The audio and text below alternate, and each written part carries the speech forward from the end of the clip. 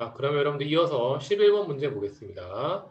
11번에 가 황제가 제위하던 시기에 동아시아 상황으로 옳은 것은 이라고 되어 있는데 이 황제가 했던 일을 보니까 자, 북방의 언어였던 선비어를 끊고 한어, 한족에 서는 한어를 따르도록 한다고 되어 있죠.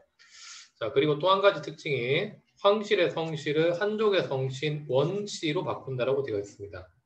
즉, 이 황제가 특징이 보니까 자, 기존의 선비족의 풍습을 폐지하고 한족의 풍습을 따른다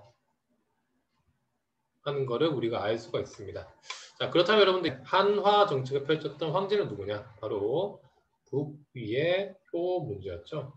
그럼 이 북위 효 문제가 여러분들이 있었던 시기가 대략적으로 보면 5세기 때였습니다. 이 문제는 5세기 때의 동아시아 상황을 찾으면 될 것 같은데요. 자, 1번에 한국에서 이제 발해가 건국되었다 되어 있습니다. 이거는 여러분들 발해가 건국되었던 시기는 698년이었고요. 7세기 때였습니다. 그래서 관련이 없고요. 2번에 과거제를 도입했다 되어 있는데 한국에서 과거제를 도입했던 거는 고려 광종 때였고 자, 이거는 이제 958년이었습니다.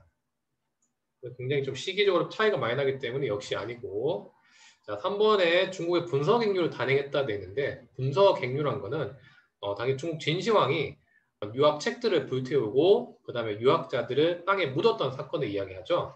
그리고 이건 시기적으로 봤을 때 진시황이 있었던 시기가 기원전 3세기입니다. 역시 아닐 것이고요. 자, 4번에 남조랑 이제 북조가 대립했다 되어 있는데 네, 이게 정답입니다. 당시 여러분들 북위 효 문제가 있을 때가 보면 중국의 남북조 시대였습니다. 남북조 시대는 특히 4에서 6세기 동안에 전개가 되었던 것이고요. 이 남북조 시대를 통일했던 나라가 중국에서 수나라, 그 다음에 당나라 이렇게 이어지게 됩니다. 참고로 말씀드리면 중국에서도 남북조 시대가 있었고요. 일본에서도 남북조 시대가 있었는데 자, 일본에서의 남북조 시대는 1333년부터 1392년까지 이 시기 동안에 일본에서 남북조 시대가 있었습니다. 자, 참고 삼아서 알아두시면 좋을 것 같고요. 자, 5번에 일본의 다이카 개신이 단행됐다 됐는데 이 다이카 개신이란 것은 645년에 있었던 일이고 당시에 일본에서는 소가시라는 이제 귀족 가문이 권력을 잡고 있었습니다. 이 소가시를 몰아내고 당시 일본 천황 중심으로 권력 구조를 재편성했던 것이 다이카 개신입니다. 역시 7세기 때이기 때문에 아닐 것이고요. 정답은 4번이 된다. 이렇게 볼 수가 있겠습니다. 자, 12번은 보니까 가나 도시에 대한 설명으로 옳은 것은 이라고 되어 있는데요. 이 동아시아사에서도 보면 그 역사적으로 이제 도시들에 대해서도 한 문제씩은 나오고 있습니다. 우리가 이 도시들에 대해서도 좀 정리를 할 필요가 있을 것 같은데 동아시아사에서 도시에서는 근세 시기랑 이제 근대 시기로 좀 나눌 수가 있을 것 같아요.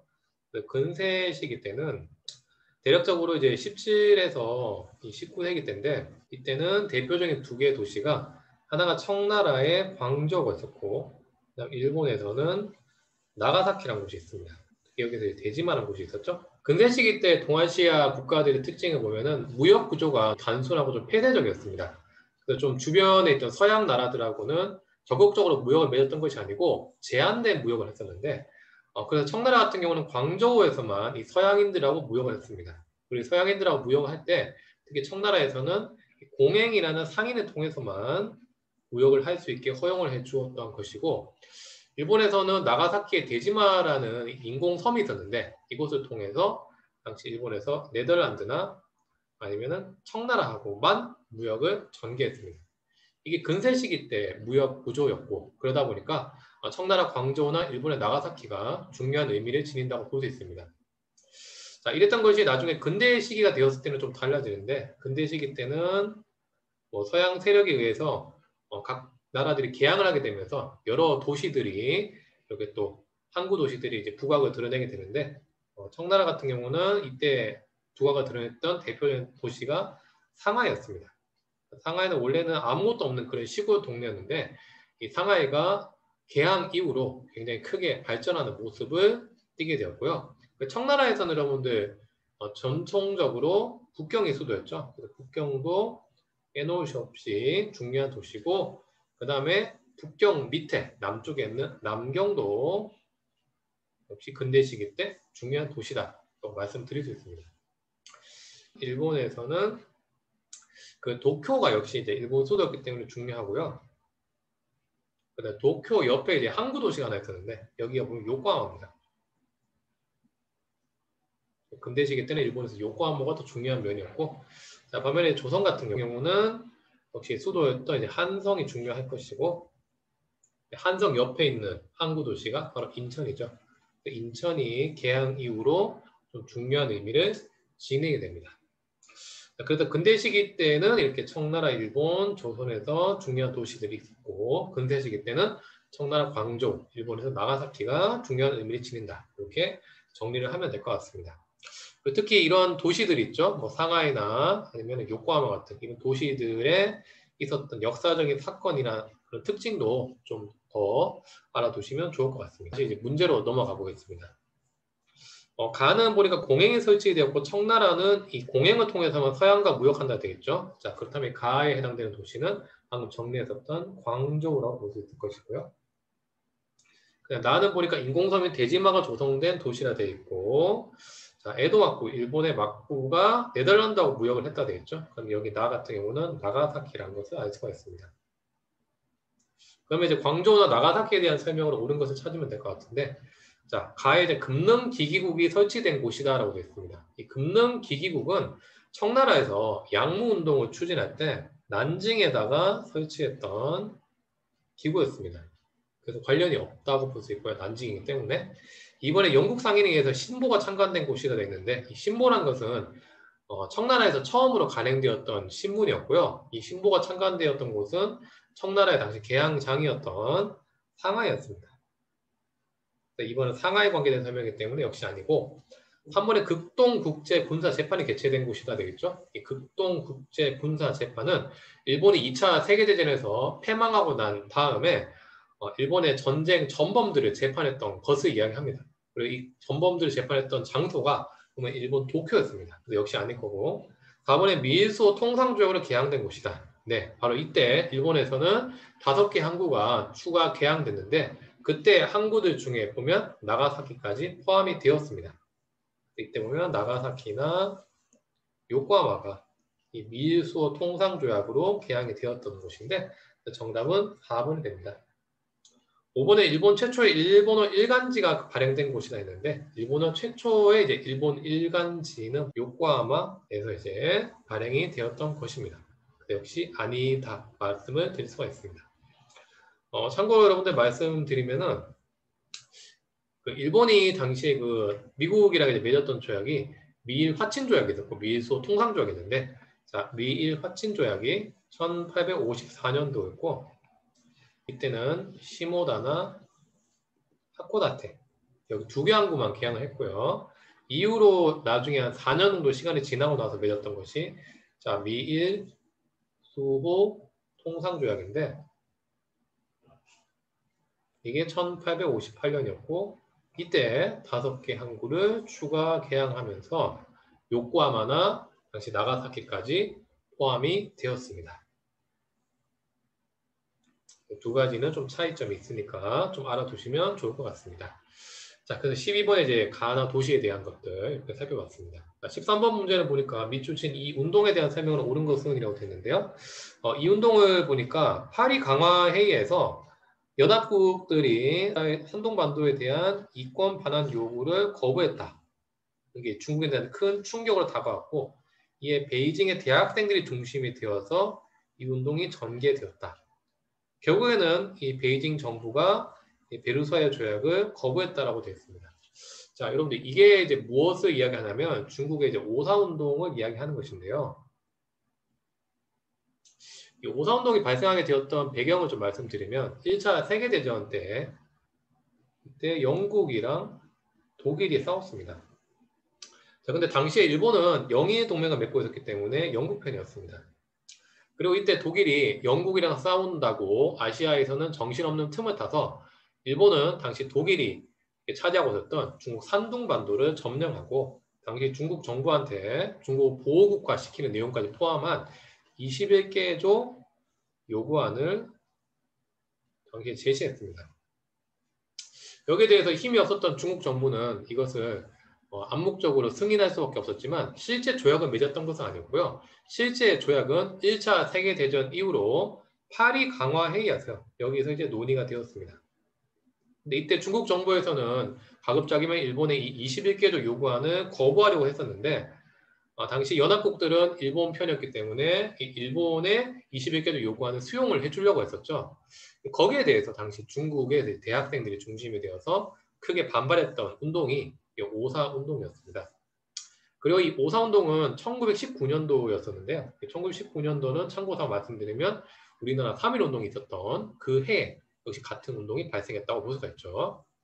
그리고 아무튼 이 파리 강화 회의에 대해서 굉장히 분노했던 중국인들이 오사 운동을 전개하게 되면서 당시 세계 열강들도 깜짝 놀라게 되어서 이 파리 강화 회의에서 일본의 요구 조건을 받아들이는 것은 보류하게 되었고 나중에 이 문제는 워싱턴 회의로까지 넘어가게 됐는데 여기서 결국에는 일본이 이 산둥반도에 대한 이권을 포기한다 하는 과정으로까지 이어지게 되었습니다.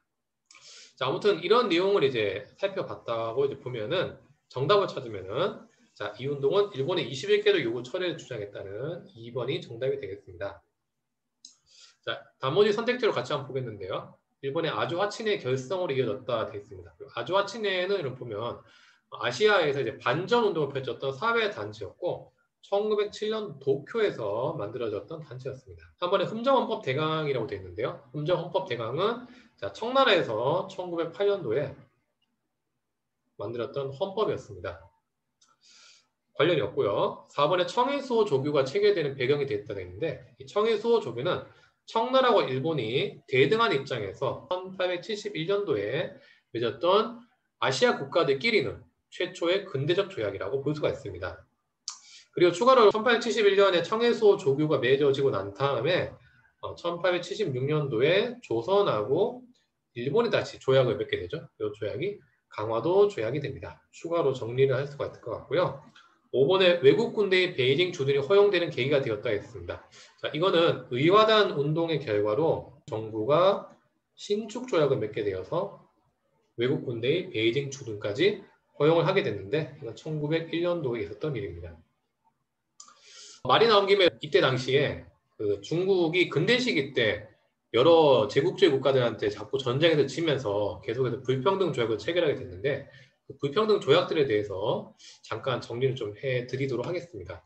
근대 시기 때 최초로 이제 볼 수 있는 첫 번째 불평등 조약이 난징 조약인데 난징 조약은 1차 아편 전쟁에서 청나라가 패배하고 나서 맺었던 조약이 난징 조약이었고 1842년도였습니다.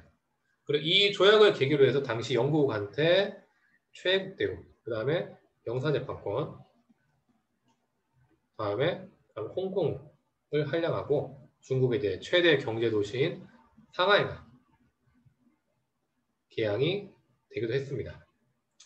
자, 대부분 내용이 다 불평등 조약이었고요. 그 다음에 이후로 이제 발생했던 것이 2차 아편 전쟁인데 이 2차 아편 전쟁에서는 청나라가 프랑스랑 영국한테 깨지게 되었죠. 그래서 맺었던 조약이 북경 조약이었는데 이 조약에서는 청나라가 이제 크리스트교를 이제 허용을 하게 되고요. 프랑스의 크리스트교를 허용을 하게 되고 그 다음에 외국인들이 중국 내지에까지 여행할 수 있는 내지 여행권을 허용을 하게 됩니다. 또 한 가지가 보면 외국 공사, 외교관들의 베이징 거주까지 이때 허용을 하게 되었습니다.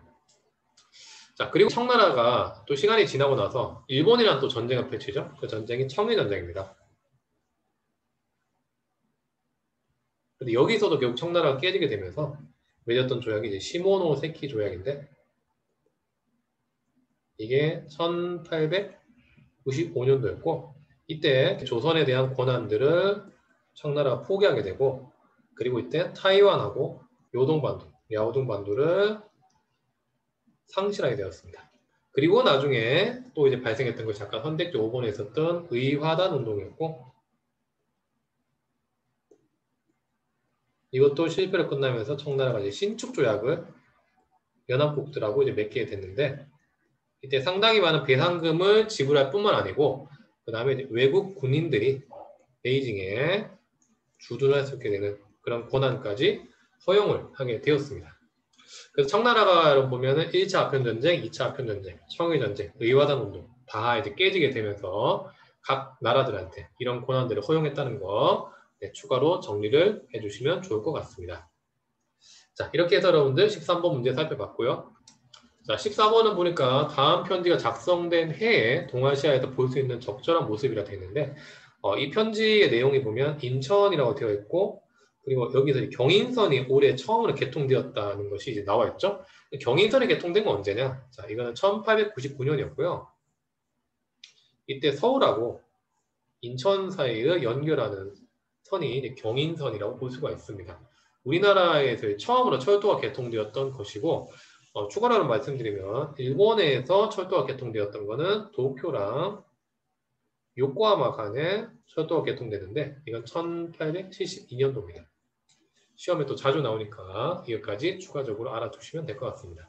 자, 아무튼 간에 그러면 문제는 1899년도에 동아시아에서 볼 수 있는 모습을 찾으면 될 것 같은데요. 독립신문을 창간한 서재표에 되어 있습니다. 독립신문이 처음 창간되었을 때는 1896년도죠. 그래서 조금 시기적으로 다르고요. 대한국 국제가 바로 대한제국에서 만들었던 법전이라고 볼 수 있는데 자, 이게 바로 1899년도입니다. 같은 해죠. 그래서 정답은 2번이라고 이제 말씀드릴 수 있고 3번의 잡지 신청년을 이제 발간하는 천두쇼 되어 있습니다. 신청년이라는 잡지가 발간되었던 것은 1915년이었고 이 신청년이라는 잡지가 이제 무엇이냐면 당시에 그 중국인들이 아직까지도 유교적인 그런 의식에 많이 사로잡혀 있었습니다. 이런 중국 청년들한테 더 이상 유교를 이제 타파하고 서양식의 민주주의나 서양의 이제 과학주의 등을 받아들여서 새로운 청년으로 이제 거듭나자 하는 것이 이제 신청년이라고 볼 수가 있습니다. 그리고 아무튼 이 신청년을 통해서 의식이 좀 강화되었던 중국 청년들이 나중에 펼쳤던 운동이 오사운동으로까지 이어지게 되는 것이죠. 자, 다음 4번의 해체신서를 집필한 스키타 겐파쿠가 있는데 이 해체신서는 일본에서 만들었던 인체를 이제 해부해서 서양식의 서적을 번역했던 것이 해체신서였고요. 이거는 18세기 때였습니다. 일본에서는 이전부터 그 네덜란드를 통해서 들어왔던 학문은 난학이라고 하는데 서양식의 해부학에 대한 학문까지 당시에 좀 발달해 있었습니다. 그런 것을 집대성했던 책이 해체신서라고 말씀을 드릴 수 있고 5번에 일본의 요코하마에서 출발하는 이와쿠라 사절단이 되어 있는데 자, 이와쿠라 사절단이 출발했던 거는 1871년도입니다. 원래는 이와쿠라 사절단이 당시 일본이 이제 좀 힘이 없다 보니까 서양 국가들하고 불평등 조약을 체결하고 있었는데 이 불평등 조약을 개정하기 위해서 당시 이와쿠라 사절단이 유럽을 이렇게 하게 되었죠. 실제로 불평등 조약을 개정하는 것은 실패했습니다만은 이와쿠라 사절단은 이때 그 유럽의 발달된 문화들을 직접 목격하고 그리고 그걸 통해서 일본에도 적극적인 근대화 정책을 펼치는데 많이 이용하기도 했었습니다. 자, 이렇게 알 수가 있을 것 같습니다. 정답은 2번이라고 볼 수 있고요. 추가로 좀 말씀을 드리면 일본에서 여러분 그 근대화 정책이 처음 펼쳐졌던 것이 1868년에 메이지 유신 때부터였습니다. 이때부터 일본이 서양식 국가로 탈바꿈해서 여러 가지 개혁을 추진했는데 대표적인 것이 보면은 신분제 폐지, 의무교육, 그다음에 징병제, 태양역 사용, 아까 봤던 도쿄랑 요코하마 사이의 철도 이런 것들이 다 이제 메이지 유신 때 이후로 이렇게 펼쳐졌던 일본의 근대화 정책의 모습들인데 이게 보면 다 1870년대 때 모습입니다. 급속도로 일본에서는 근대화 정책이 추진되었구나 하는 것을 우리가 좀 알 수가 있습니다. 자, 이렇게 해서 이제 14번 문제 살펴봤고요. 15번은 보니까 가나 문서가 공포된 시기 사이에 있었던 사실을 옳은 것으로 되어 있습니다. 가나 문서를 보니까 천황이 일본국의 이제 상징이라 되어 있죠. 그리고 이 지위는 주권을 지닌 일본 국민의 총의에 근거한다라고 되어 있습니다. 근데 구조 내용을 보니까 자, 육해 공군의 전력을 보유하지 않고 국가의 교정권, 전쟁할 수 있는 권한도 없다고 되어 있습니다. 여러분들 일본은 원래 2차 세계대전 때까지만 하더라도 이 천황 중심의 국가였고 전쟁도 굉장히 적극적으로 펼쳤던 나라죠. 근데 이랬던 나라가 갑자기 이렇게 전쟁 선포권도 없어지고 군사력도 없어지고 천황의 힘이 굉장히 약해진 걸 볼 수 있는데 자, 이거는 여러분들 일본에서 2차 세계대전 폐망하고 나서 새로 만들었던 헌법인 신헌법을 이야기하는 것입니다. 신헌법은 일본이 2차 세계대전 폐망하고 난 다음 해였던 1946년도에 만들었고, 이 헌법은 이제 전쟁에 대한 것들을 다 억제한다라고 해서 이제 평화헌법이라고도 부릅니다. 아무튼 가는 1946년도인 것을 알 수가 있고요. 그 다음 나를 보니까, 자, 나에서는 연합국이 일본의 주권을 승인한다 되어 있죠. 자, 여러분들 이렇게 연합국이 일본의 주권을 승인하는 것은 바로 샌프란시스코 조약인데요. 이 조약이 1951년도였습니다. 이때 일본이 마침내 다시 주권을 회복한 국가가 되었는데 굉장히 좀 빠른 시기 때 이렇게 미군정 시기를 빨리 끝내고 일본이 주권을 회복한 것을 알 수가 있습니다. 그럼 왜 이렇게 일본에서 주권 회복이 좀 빠르게 되었는가? 그 이유는 보면 당시에 이 사이에 이제 한국 전쟁이 발생했기 때문입니다.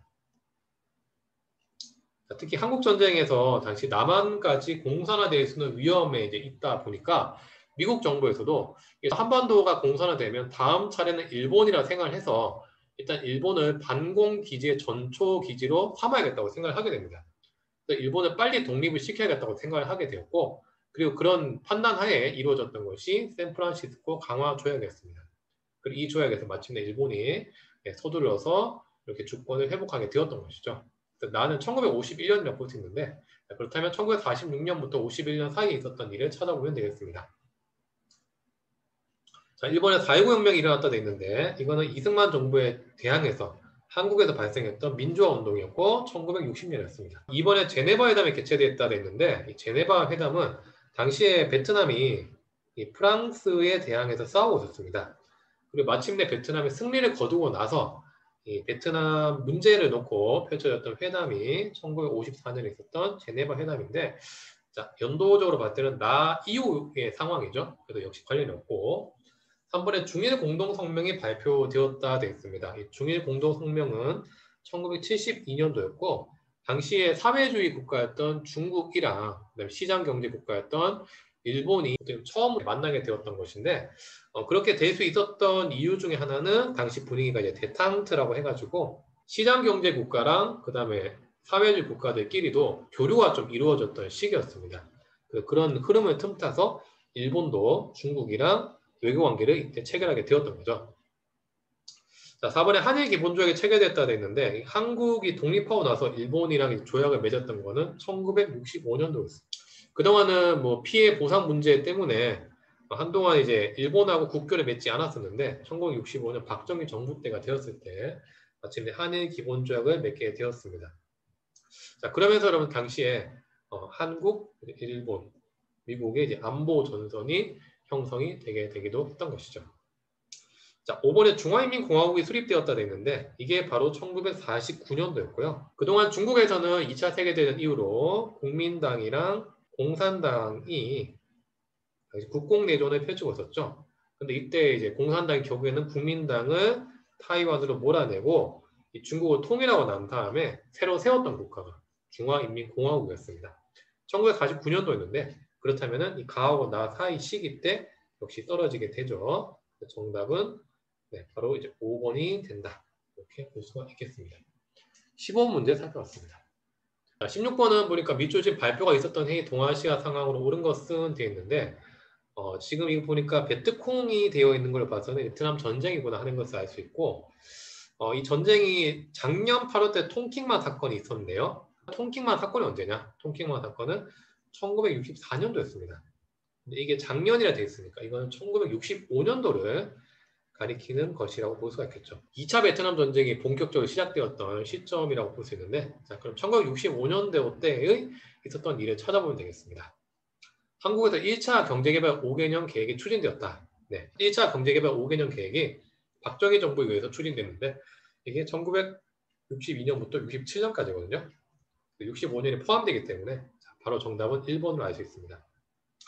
이번에 중국에서 제2차 국공합작이 성립되었다 하는 것은 2차 국공합작은 중국에서 당시 일본이 이제 중일 전쟁을 일으키면서 중국 대륙을 본격적으로 침략하니까 거기에 대항하기 위해서 중국의 국민당이랑 공산당이 손을 맞잡았던 것을 이야기합니다.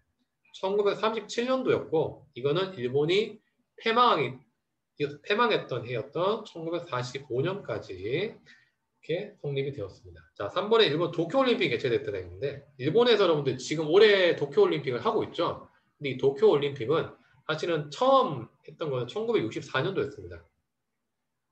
그리고 지금 이번에 두 번째 도쿄올림픽이라 볼 수가 있는 것이고요.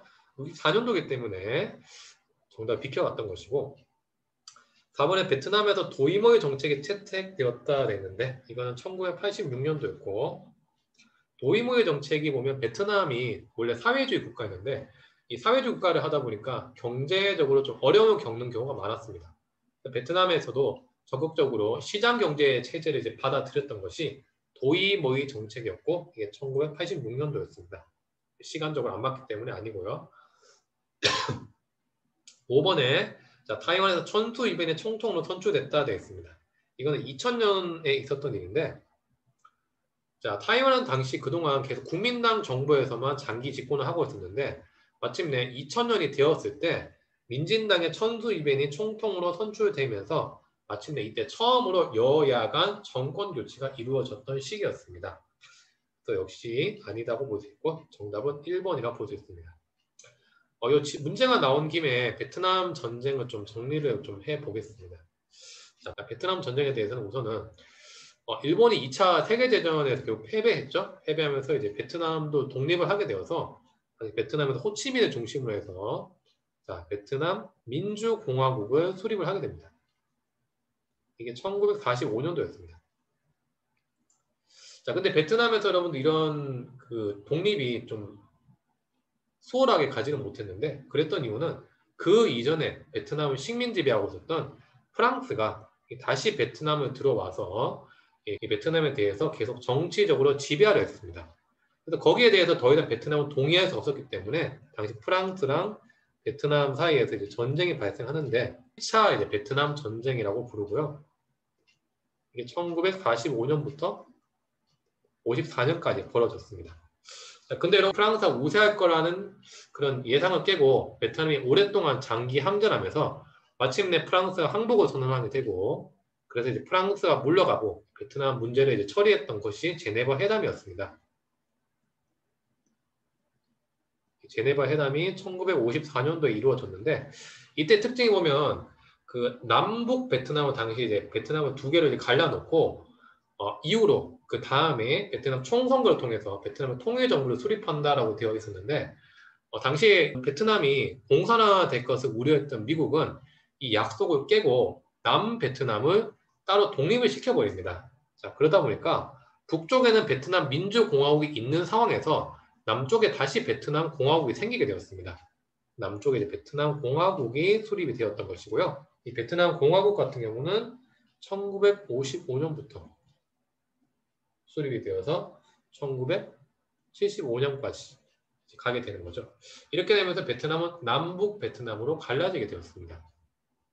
자, 근데 원래 베트남에서는 사회주의 세력들이 좀 많았습니다. 그래서 이 사회주의 베트남 세력들이 남베트남에서 새로 만들었던 그 단체가 있었는데 남베트남 민족 전선 연맹이었고 줄여서는 이제 그 베트콩이라고도 합니다. 그 베트콩이 1960년에 만들어져서 이 남베트남에서 계속해서 사회주의식 투쟁을 펼쳐지게 되었고 그런 상황 속에서 베트남 공화국이 자꾸 이제 흔들리는 모습을 이렇게 보이게 되니까 미국에서는 더 이상 이걸 지켜보지 않고 마침내 tonkinman 사건을 일으켜서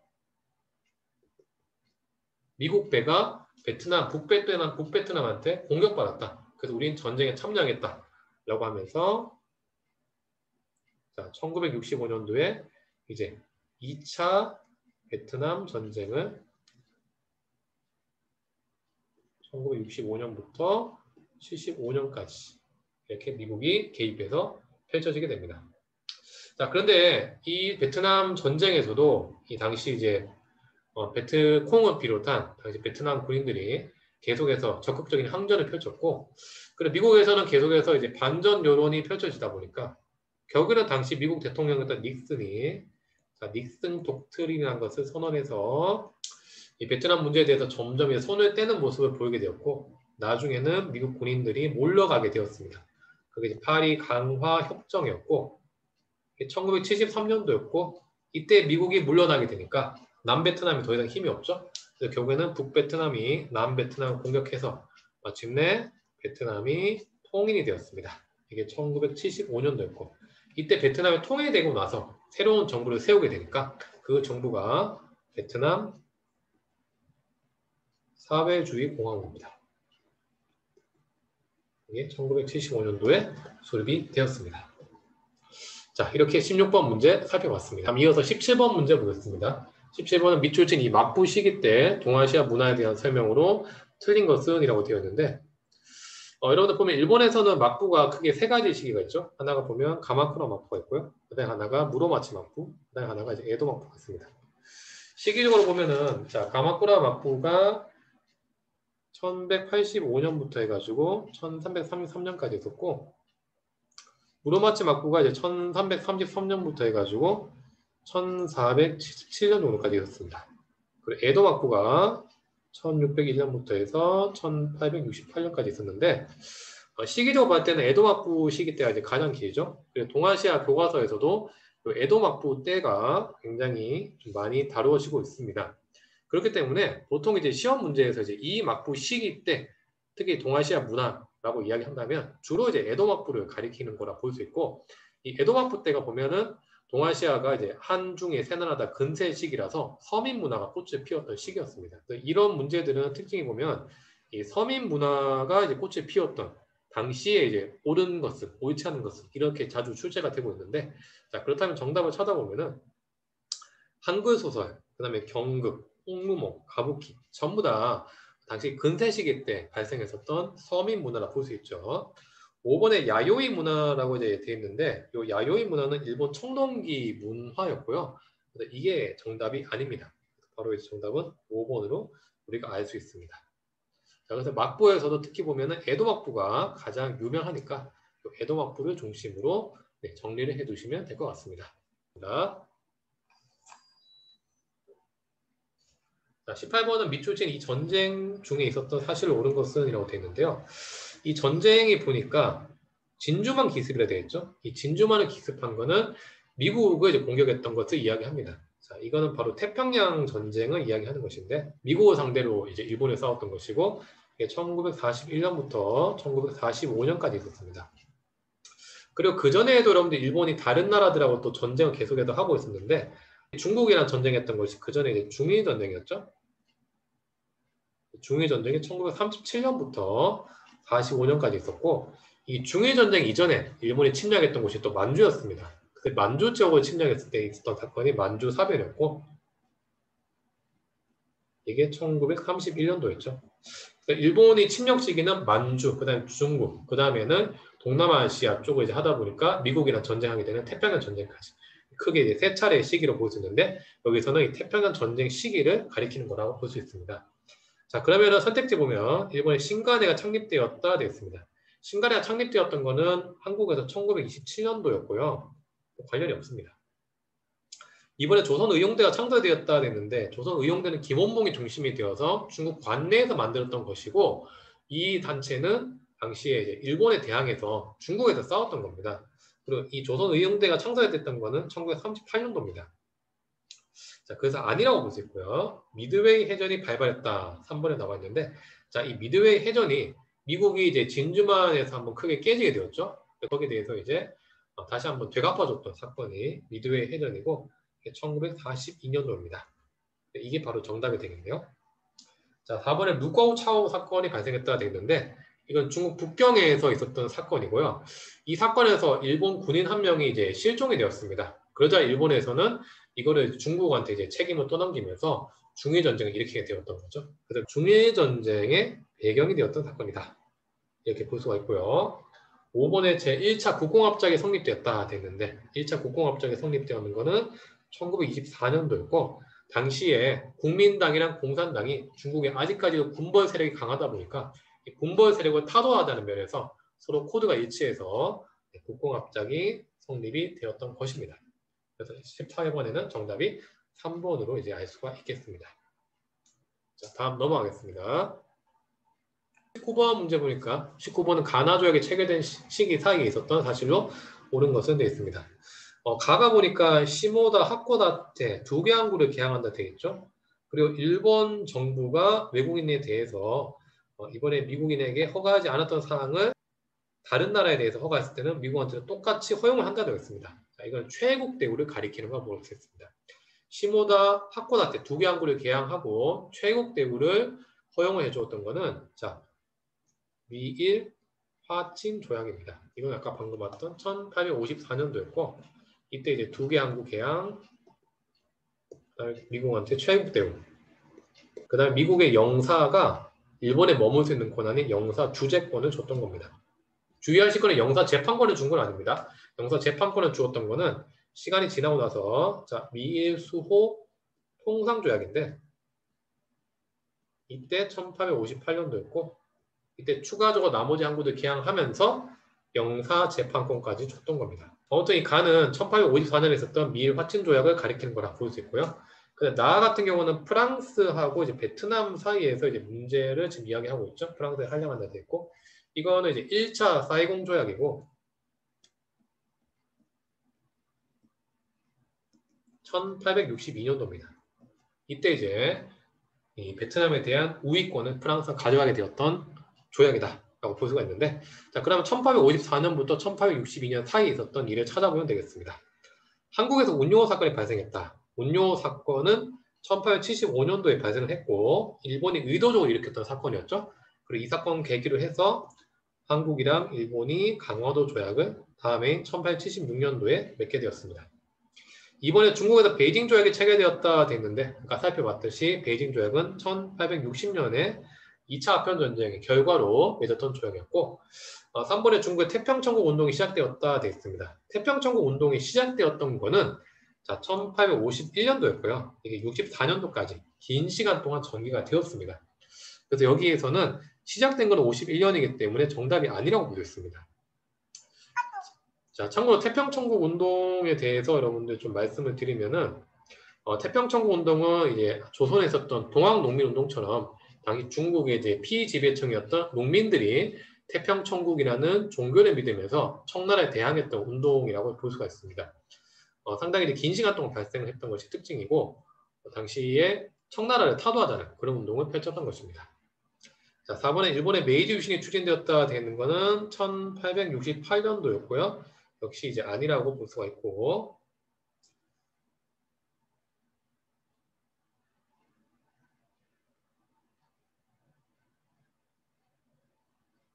5번에 대일본 제국 헌법에 반포됐다 돼 있는 거는 자 대일본 제국 헌법에 반포되었던 거는 1889년도입니다. 이게 시기적으로 좀 뒤에 있었던 거죠. 참고로 여러분들 일본에서는 메이지 유신 정책이 펼쳐졌던 것이 1870년대라고 했었죠. 1870년대 때 각종 근대화 정책이 이제 펼쳐지다 보니까 당시 일본에서도 이제 우리가 서양식의 민주주의를 받아들이자는 자유민권 운동이 펼쳐지게 되었고 우리 일본도 이제 헌법이라는 것을 가지자 하는 그런 운동들이 펼쳐지게 되었는데 당시 메이지 정부에서는 이것에 대해서 탄압으로 일관하다가 결국에는 시간이 한참 지나고 난 1889년도가 되어서야 일본에서 헌법이 발표가 되었습니다. 시기적으로 상당히 좀 늦었던 것이죠. 자, 아무튼간 이렇게 연도를 정리를 해봤는데 그렇다면 여러분들 54년이랑 62년 사이에 있었던 일은 무엇이냐? 네, 바로 정답은 2번이라고 볼 수가 있겠죠? 베이징 조약이 체결됐다. 이것이 정답이라고 볼 수가 있겠습니다. 자, 다음으로 이제 자, 20번 문제 보니까 밑줄 친 이 혁명이 전개된 시기에 있었던 사실을 옳은 것은 돼 있는데 자, 이 혁명이 이제 보니까 홍위병이 나와 있고 마오쩌둥이 나와 있습니다. 홍위병이나 마오쩌둥이 나왔다 하는 거는 자, 바로 이제 문화 대혁명을 가리키는 것인데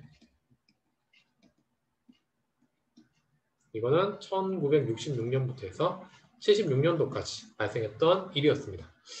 여러분들 이 운동을 참고로 좀 말씀을 드리면 이 운동은 마오쩌둥이 다시 재집권에서 펼쳤던 운동인데 당시 이제 반자본주의, 반봉건주의를 펼치게 되어서 당시 이제 좀 자본이 있었던 자산가나 아니면 중국의 전통 종교였던 유교에 대한 것들을 전부 다 파괴하는 무차별적으로 파괴하는 그런 운동을 펼쳤던 것입니다.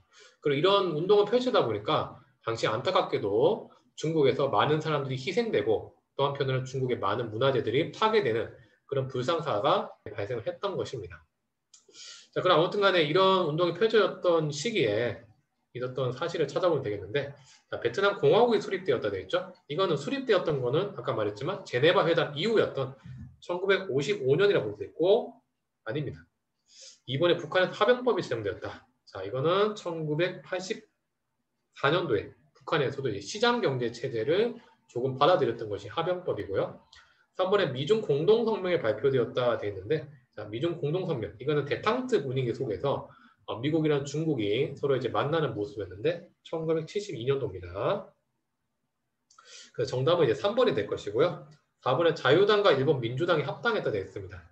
이거는 이제 55년 체제라 해서 1955년이었는데 당시에 이제 일본의 보수당이었던 자유당이랑 민주당이 이제 합당하면서 일본 사회당이랑 이제 서로 간에 대립하는 그런 모습을 띠게 되었습니다. 이거를 55년 체제를 하는데 이 55년 이후로 일본에서는 양당 체제가 형성이 되었습니다.